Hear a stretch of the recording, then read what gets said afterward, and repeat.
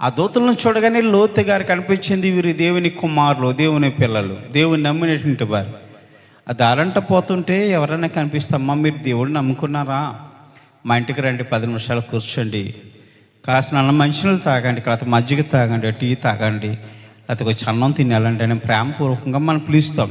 వారి ప్రవర్తనను బట్టి, లేకపోతే వారి యొక్క నడవడికను బట్టి వారిని చూడగానే అర్థమవుతుంది. కొంతమందిని చూసి ఇంటికి పెట్టడానికి భయం వేస్తారు కదా. అలాగే మనం ఎక్కడ కూర్చున్నప్పటికీ కూడా దేవుని సంబంధమైన మాటలు మనలో ఉండాలి. లోతుగా చూడగానే వారిద్దరిని గమనించారు, వీరు దేవుని పిల్లలు, దేవుని నమ్ముకున్న వారు, అయితే దేవుని సన్నిధి నుంచి వచ్చినట్టు వారని వారి ఎదురుగా సాష్టాంగపడి నమస్కారం చేశారట.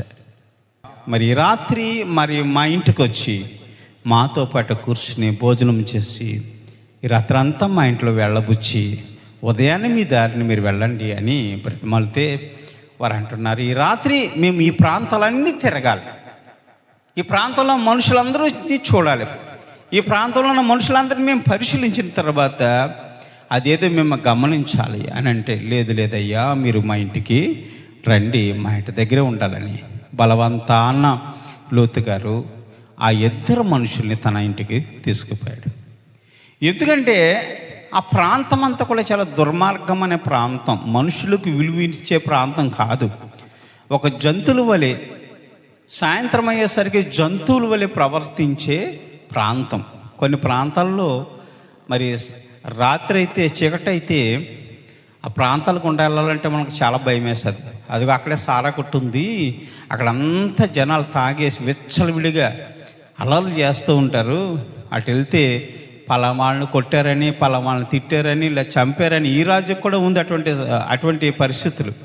ఆ ప్రాంతానికి వెళ్ళటానికి భయపెడతారు. ఆ ప్రాంతానికి వెళ్తే చాలా అల్లరి అంటారు. అక్కడ దారులు కాసి కొడతారండి, లేకపోతే ఆ దారి వెళ్తే ఏదో ఒకటి చేస్తారండి అని ఒక భయం ఈనాటి వరకు కూడా ఉంది కదా. అటువంటి ప్రాంతాలు అవి. ఆ ప్రాంతాల్లోకి వెళ్తే ఏ ప్రాంతానికి వెళ్తే ఏమవుతుందో, అలా వెళ్తే వాళ్ళు పట్టుకుంటారేమో, ఇలా వెళ్తే ఇలా పట్టుకుంటారేమో, వాళ్ళు ఏం చేస్తారో భయం, డబ్బులు లాక్కుంటారో, లేకపోతే గొంతుకు వస్తారో, ప్రాణాలు తీస్తారో, ఏమో తెలియని పరిస్థితులు. ఆ ప్రాంతానికి వెళ్తే అంత దుర్మార్గులే. ఏ ప్రాంతంలో ఎవరు ఏం చేస్తారనేది ఎవరికి అంతు చిక్కని రహస్యము కలిగే ప్రాంతాలు అవి. చీకటి ప్రాంతాలు, భయభక్తులు లేని ప్రాంతాలు, దేవునికి వ్యతిరేకమైన ప్రాంతాలు. ఆ ప్రాంతాల గురించి లోతు గారికి పూర్తిగా తెలుసు.